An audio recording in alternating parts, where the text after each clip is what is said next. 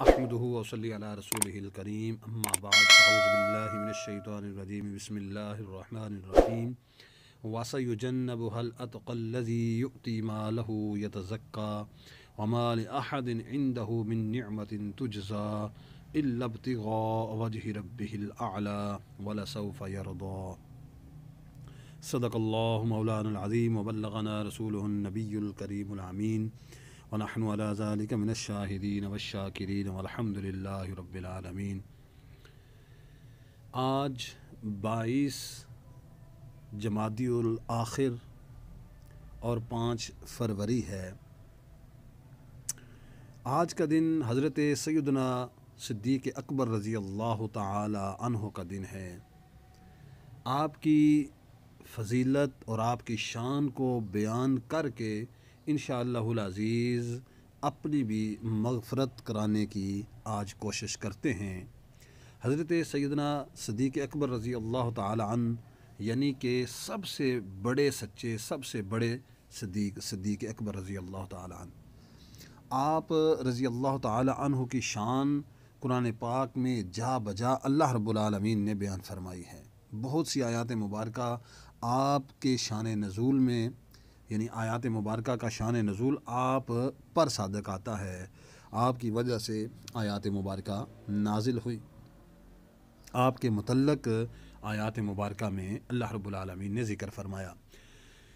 جو آیت مبارکہ 30ویں پارے کی بیان کی گئی ہے، وَسَيُجَنَّبُهَا الْأَتْقَى الَّذِي يُؤْتِي مَالَهُ يَتَزَكَّى، فرمایا کہ ان قریب سب سے بڑے پرہیزگار کو اس آگ سے دور رکھا جائے گا جو اپنا مال دیتا ہے تاکہ اسے پاکیزگی ملے۔ اس آیت مبارکہ میں پرہیزگار کو آگ سے دور رکھا جانے کی یہ نوید سنائی جا رہی ہے۔ تو ان آیات مبارکہ کا خلاصہ یہ ہے کہ سب سے بڑے پرہیزگار کو اس بڑکتی آگ سے دور رکھا جائے گا، اور سب سے بڑے پرہیزگار وہ ہیں جو اللہ رب العالمین کی راہ میں مال خرچ کرتے ہیں، اور اپنا مال ریاکاری اور نمائش کے طور پر خرچ نہیں کرتے، بلکہ اس لیے خرچ کرتے ہیں کہ اللہ رب العالمین کی بارگاہ میں پاکیزگی ملے۔ امام علی بن محمد خازن رحمۃ اللہ علیہ فرماتے ہیں کہ تمام مفسرین کے نزدیک اس آیت میں سب سے بڑے پرہیزگار سے مراد حضرت ابو بکر صدیق رضی اللہ تعالی عنہ ہی ہے۔ تفسیر خارزن کے اندر ہی بات ہے۔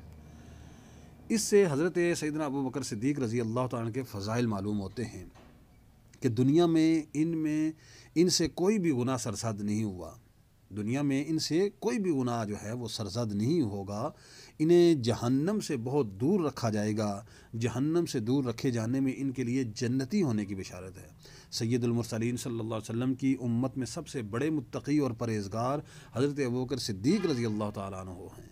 حضرت ابو بکر صدیق رضی اللہ تعالیٰ عنہ کی تمام صدقات جو ہیں وہ اللہ کی بارگاہ میں مقبول ہیں۔ حضرت ابو بکر صدیق رضی اللہ تعالیٰ عنہ کے ہر صدقے میں اعلیٰ درجے کا اخلاص تھا، جس کی گواہی اللہ تعالیٰ خود دے رہا ہے۔ وَمَا لِأَحَدٍ عِندَهُ مِن نِّعْمَةٍ تُجْزَى إِلَّا ابْتِغَاءَ وَجْهِ رَبِّهِ الْأَعْلَىٰ وَلَسَوْفَ يَرْضَىٰ، اور کسی کا اس پر کچھ احسان نہیں جس کا بدلہ دیا جائے، صرف اپنے رب کی رضا چاہتا ہے جو سب سے بلند ہے، اور بے شک قریب ہے کہ وہ راضی ہوگا۔ سبحان اللہ۔ اس آیت مبارکہ کے شان نزول دیکھے کہ جب حضرت صدیق اکبر رضی اللہ تعالیٰ عنہ نے حضرت بلال رضی اللہ تعالیٰ عنہ کو بہت مہنگی قیمت پر خرید کر آزاد کیا تو کفار کو حیرت ہوئی۔ انہوں نے کہا کہ حضرت صدیق اکبر رضی اللہ تعالیٰ نے ایسا کیوں کیا؟ شاید حضرت بلال کا ان پر کوئی احسان ہوگا جو انہوں نے اتنی مہنگی قیمت دے کر انہیں خریدا اور پھر آزاد بھی کر دیا۔ اس پر یہ آیت مبارکہ نازل ہوئی، اور اس آیت اور اس کے بعد والی آیت میں ظاہر فرما دیا گیا کہ حضرت ابو بکر صدیق کا یہ فعل محض اللہ تعالیٰ کی رضا کے لیے، کسی کے احسان کا بدلہ نہیں ہے، اور نہ ان پر حضرت بلال رضی اللہ تعالیٰ عنہ کا کوئی احسان ہے۔ یاد رہے کہ حضرت صدیق اکبر رضی اللہ تعالیٰ عنہ نے حضرت بلال حبشی رضی اللہ تعالیٰ عنہ کے علاوہ بھی بہت سے لوگوں کو ان کے اسلام لانے کی وجہ سے خرید کر آزاد کیا، جیسا کہ حضرت عمر بن فہیرہ، حضرت ام عمیس، حضرت زہرہ رضی اللہ تعالیٰ عنہم۔ اور آخری آیت مبارکہ میں فرمایا وَلَسَوْفَ يَرْضَىٰ، اور قریب ہے کہ اللہ تعالیٰ ان سے خوش ہوگا، یعنی قریب ہے کہ وہ اس نعمت اور کرم سے خوش ہو جائے گا جو اللہ تعالیٰ ان کو جنت میں عطا فرمائیں گے۔ اس سے حضرت سیدنا صدیق اکبر رضی اللہ تعالیٰ کی شان اور اللہ رب العالمین کی بارگاہ میں ان کا مقام معلوم ہوا کہ اللہ تعالیٰ نے اپنے حبیب صلی اللہ علیہ وسلم سے ارشاد فرمایا کہ وَلَسَوْفَ يُعْطِيكَ رَبُّكَ فَتَرْضَىٰ، کہ بے شک قریب ہے کہ تمہارا رب تمہیں اتنا دے گا کہ تم راضی ہو جاؤ گے۔ اور حضرت سیدنا صدیق اکبر رضی اللہ تعالیٰ عنہ کے لیے متعلق فرمایا کہ وَلَسَوْفَ يَرْضَىٰ، کہ بے شک قریب ہے کہ وہ خوش ہو جائے گا۔ طرز کلام دونوں مقبولوں سے یکساں ہیں۔ سبحان اللہ سبحان اللہ۔ ثانی اثنین اذ ہما فی الغار اذ یقول لصاحبہ لا تحزن ان اللہ معنا فانزل اللہ سکینتہ علیہ وأیدہ بجنود لم تروها۔ اس آیت مبارکہ کے اندر بھی اللہ رب العالمین نے حضرت صدیق اکبر رضی اللہ تعالیٰ عنہ کی شان کو بیان فرمایا ہے۔ تاجدار رسالت صلی اللہ علیہ وسلم کے عظیم توکل اور حضرت ابوبکر صدیق رضی اللہ تعالیٰ عنہ کی فضیلت اس آیت مبارکہ میں آئی ہے، بلکہ یہ آیت مبارکہ کہیں اعتبار سے حضرت سیدنا صدیق اکبر رضی اللہ تعالیٰ عنہ کی شان اور عظمت پر دلالت کرتی ہے۔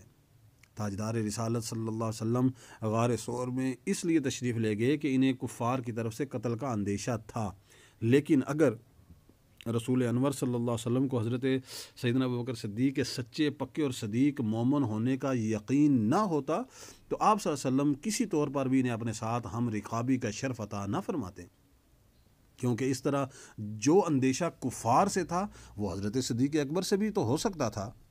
یہ کلام ان جاہلوں کا جواب ہے جو اس سفر کے حوالے سے بھی حضرت سیدنا صدیق اکبر رضی اللہ تعالیٰ عنہ پر اعتراض کرتے ہیں۔ یہ ہجرت اللہ رب العالمین کی اجازت سے تھی۔ رسول اللہ صلی اللہ علیہ وسلم کی خدمت میں مخلص صحابہ اکرام کی ایک پوری جماعت موجود تھی، اور وہ حضرت سیدنا صدیق اکبر کے مقابلے میں نسبی طور پر نبی کریم صلی اللہ علیہ وسلم سے زیادہ قریب بھی تھے، لیکن اللہ تعالیٰ نے ہجرت کے وقت رسول اکرم صلی اللہ علیہ وسلم کی صحبت میں رہنے کا شرف حضرت ابوبکر صدیق رضی اللہ تعالیٰ کے علاوہ اور کسی کو بھی عطا نہیں فرمایا۔ یہ تخصیص حضرت ابوبکر صدیق رضی اللہ تعالیٰ کے عظیم مرتبے اور بقیہ صحابہ کرام رضی اللہ تعالیٰ عنہم پر آپ رضی اللہ تعالیٰ کی فضیلت پر دلالت کرتی ہے۔ دیگر صحابہ کرام رضوان اللہ علیہم اجمعین حالات کی ناسازی کی وجہ سے ہجرت کر گئے، جبکہ حضرت ابوبکر صدیق رضی اللہ تعالیٰ نے شدید خوف اور انتہائی خطرناک صورتحال کے باوجود بھی تاجدار رسالت صلی اللہ علیہ وسلم کا قرب نہ چھوڑا، بلکہ صبر اور استقامت کے ساتھ رسول اللہ صلی اللہ علیہ وسلم کی بارگاہ میں حاضر رہے اور رسول اللہ صلی اللہ علیہ وسلم کی خدمت میں مصروف رہے۔ حضرت ابوبکر صدیق رضی اللہ تعالیٰ عنہ سفر و حضر میں رسول انور صلی اللہ علیہ وسلم کی بارگاہ میں حاضر رہتے، بلکہ اس کا التزام فرماتے تھے۔ یہ آپ رضی اللہ تعالیٰ عنہ کے سچے عاشق رسول ہونے کی دلیل ہے۔ آپ رضی اللہ تعالیٰ نے غار ثور میں رسول اللہ صلی اللہ علیہ وسلم کی انسیت کا شرف پایا اور اپنی جان قربان کرنے کی سعادت پائی۔ اللہ تعالیٰ نے انہیں اپنے حبیب صلی اللہ علیہ وسلم کا ثانی فرمایا، یعنی حضور اقدس صلی اللہ علیہ وسلم کے بعد جس کا سب سے پہلا نمبر ہے۔ اس کے علاوہ اور بھی کئی مقامات پر حضرت ابوبکر صدیق رضی اللہ تعالیٰ عنہ نے تاجدار رسالت صلی اللہ علیہ وسلم کا ثانی یعنی دوسرے نمبر پر ہونے کا شرف پایا ہے، جن میں سے ایک یہ ہے کہ آپ رضی اللہ تعالیٰ عنہ نبی کریم صلی اللہ علیہ وسلم کے پہلو میں تدفین کی وجہ سے قیامت تک ثانیت سے مشرف ہیں۔ حضرت ابوبکر صدیق رضی اللہ تعالیٰ کا صحابی ہونا خود اللہ تعالیٰ نے بیان فرمایا، یہ شرف آپ کے علاوہ اور کسی صحابی کو عطا نہ ہوا۔ اللہ تعالیٰ نے ان دونوں مقدس ہستیوں کے ساتھ جس کے ساتھ اللہ تعالیٰ ہو، یہ اس کے دوسرے سے افضل ہونے کی دلیل ہے۔ اللہ تعالیٰ ان دونوں مقدس ہستیوں کے ساتھ تھا تو جس کے ساتھ اللہ ہو یہ اس کے دوسرے سے افضل ہونے کی دلیل ہے۔ اللہ تعالیٰ کا خصوصیت کے ساتھ حضرت ابوبکر صدیق پر سکینہ نازل فرمانا بھی ان کی فضیلت کی ایک دلیل ہے۔ تفسیر کبیر فرمایا کہ ثانی اثنین اذ ہما فی الغار اذ یقول لصاحبہ لا تحزن ان اللہ معنا۔ فرمایا کہ جب کافروں نے انہیں وطن سے نکال دیا تھا، جب کہ یہ دو میں سے دوسرے تھے، جب غار میں تھے، جب یہ اپنے ساتھی سے فرما رہے تھے اللہ اکبر لا تحزن ان اللہ معنا، غم نہ کرو بے شک اللہ ہمارے ساتھ ہے۔ فانزل اللہ سکینتہ علیہ، فرمایا کہ اللہ نے اس پر اپنی تسکین نازل فرمائی ہے۔ سبحان اللہ سبحان اللہ، کیا شان صدیق اکبر ہے۔ ایک مرتبہ امیر المومنین حضرت عمر فاروق رضی اللہ تعالیٰ کے سامنے خلیفہ اول حضرت سیدنا ابو بکر صدیق رضی اللہ تعالیٰ کا تذکرہ ہوا تو آپ نے فرمایا میری تمنا ہے کہ کاش میرے سارے اعمال حضرت ابو بکر صدیق رضی اللہ تعالیٰ عنہ کے دنوں میں سے ایک دن اور راتوں میں سے ایک رات کے عمل کے برابر ہوتے۔ اللہ اکبر۔ ان کی رات تو وہ کہ جس میں آپ رضی اللہ تعالیٰ نے رسول اللہ صلی اللہ علیہ وسلم کے ساتھ غار کی طرف سفر کیا، اور جب وہ دونوں غار تک پہنچے تو حضرت صدیق اکبر رضی اللہ تعالیٰ نے عرض کیا کہ یا رسول اللہ صلی اللہ علیہ وسلم، اللہ کی قسم آپ سے پہلے میں غار میں جاؤں گا تاکہ اس میں کوئی تکلیف دہ چیز ہو تو اس کی اذیت آپ صلی اللہ علیہ وسلم کے بجائے مجھے پہنچے۔ جب حضرت صدیق اکبر رضی اللہ تعالیٰ عنہ غار میں داخل ہوئے تو آپ نے اس میں سوراخ دیکھے۔ آپ رضی اللہ تعالیٰ نے اپنی چادر کے ٹکڑے ٹکڑے کر کے ان سوراخوں کو بند کیا۔ 2 سوراخ باقی رہ گئے تو وہاں اپنے پاؤں رکھ دیے۔ اس کے بعد تاجدار رسالت صلی اللہ علیہ وسلم نے عرض کیا صلی اللہ علیہ وسلم سے عرض کیا کہ یا رسول اللہ صلی اللہ علیہ وسلم اب تشریف لے آئیے۔ نبی کریم صلی اللہ علیہ وسلم غار میں تشریف لائے اور آپ صلی اللہ علیہ وسلم نے حضرت صدیق اکبر رضی اللہ تعالیٰ کی گود میں سر انور رکھ دیا اور آرام فرمانے لگے۔ اتنے میں سوراخ سے کسی چیز نے حضرت صدیق اکبر رضی اللہ تعالیٰ عنہ کے پاؤں پر ڈس لیا۔ آپ رضی اللہ تعالیٰ نے اس خوف سے حرکت نہ کی کہ کہیں رسول اللہ صلی اللہ علیہ وسلم کی نیند میں خلل نہ آ جائے، لیکن تکلیف کی شدت اتنی سخت تھی کہ اس شدت سے چند آنسو آپ کی آنکھوں سے نکلے اور رسول اللہ صلی اللہ علیہ وسلم کے رخ اقدس پر گر گئے۔ تو آپ صلی اللہ علیہ وسلم نے ارشاد فرمایا ابو بکر کیا ہوا؟ عرض کی میرے ماں باپ آپ پر فدا ہوں، مجھے کسی چیز نے ڈس لیا ہے۔ سرکار دو عالم صلی اللہ علیہ وسلم نے اپنا لعاب دہن اس جگہ پر لگایا تو اسی وقت ساری تکلیف ختم ہو گئی۔ بعد میں یہی ڈنگ آپ رضی اللہ تعالیٰ عنہ کی وفات کا سبب بنا، اور ان کا دن وہ کہ جب حضور اکرم صلی اللہ علیہ وسلم کے وصال ظاہری کے بعد عرب کے چند قبیلے مرتد ہو گئے اور زکوٰۃ دینے سے انکار کر دیا، تو آپ رضی اللہ تعالیٰ نے فرمایا کہ اگر انہوں نے زکوٰۃ کے مال کی ایک رسی بھی روکی تو میں ان کے خلاف جہاد کروں گا۔ میں نے عرض کیا رسول اللہ صلی اللہ علیہ وسلم کے خلیفہ، لوگوں کے ساتھ الفت اور نرمی کا برتاؤ کیجیے۔ آپ رضی اللہ تعالیٰ نے فرمایا وحی کا سلسلہ ختم ہو چکا اور اب دین مکمل ہو گیا ہے، کیا وہ دین میں کمی کریں گے حالانکہ میں ابھی زندہ ہوں؟ اللہ اکبر۔